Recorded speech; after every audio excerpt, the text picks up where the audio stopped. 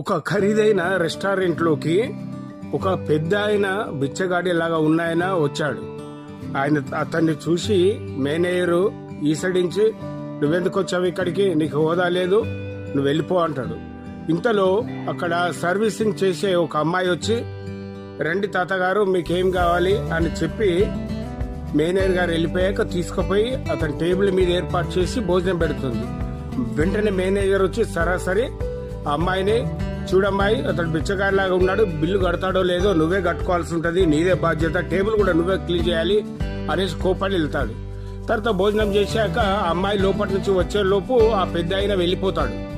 అప్పుడు మేనేజర్ వచ్చి, చూసావా నీకు బుద్ధి ఉందా, అతను తినేసి వెళ్ళిపోయాడు చూసినావా, బిల్లు నువ్వే కట్టు, మొత్తం క్లీన్ చేయంటాడు.